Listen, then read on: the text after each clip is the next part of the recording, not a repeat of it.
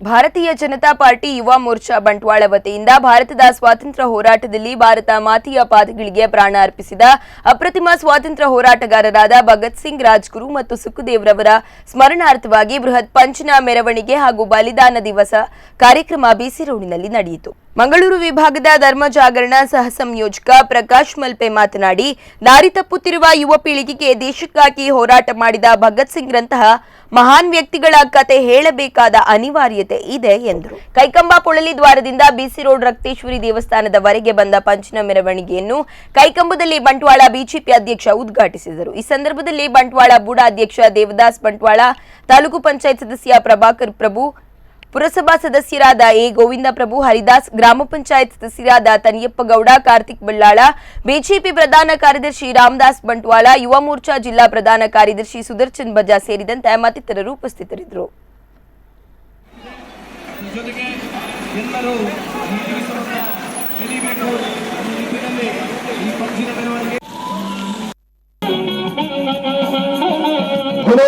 भारत माता की, बोलो भारत माता की, बोलो भारत.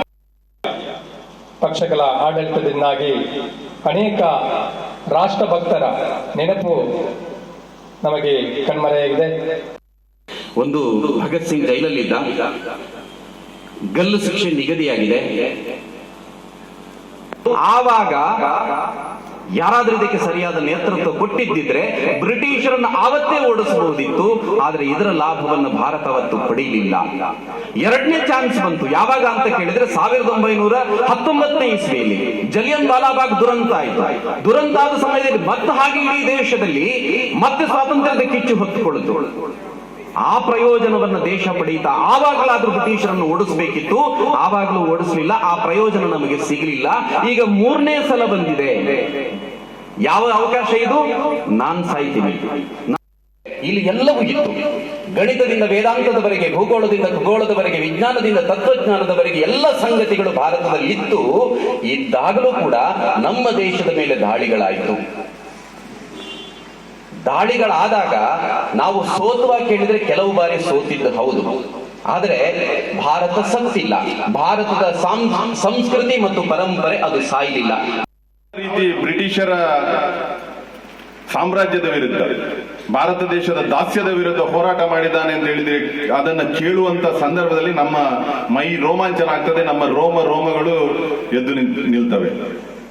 ಅಂಥ ಒಂದು ಕ್ರಾಂತಿಕಾರಿ. ಅದಕ್ಕಾಗಿ ಅವನ ಘೋಷವಾಕ್ಯವನ್ನ ನಾನು ಮೊದಲಾಗಿ ಹೇಳಿದೆ, ಇಂಕ್ವಿಲಾಬ್ ಜಿಂದಾಬಾದ್. ಅವನ ಸ್ಯಾಂಡರ್ಸ್ ಅನ್ನ ಲಾಲಾ ಲಜಪತ್ ರಾಯರ ಮೇಲೆ ಲಾಠಿ ಚಾರ್ಜ್ ಮಾಡಿ ಅವರು ಹುತಾತ್ಮರಾದಂತ ಸಂದರ್ಭದಲ್ಲಿ ಆ ಕಿಚ್ಚನ್ನ ತನ್ನ ಎದುರಿಗಿಟ್ಟುಕೊಂಡು ಆ ಲಾಠಿ ಚಾರ್ಜ್ಗೆ ಆದೇಶವನ್ನ ನೀಡಿದಂತ ಬ್ರಿಟಿಷ್ ಅಧಿಕಾರಿಯನ್ನ ಕೊಲ್ಲಬೇಕೆನ್ನುವ ದೃಷ್ಟಿಯಿಂದ ಆ ಕಿಚ್ಚನ್ನ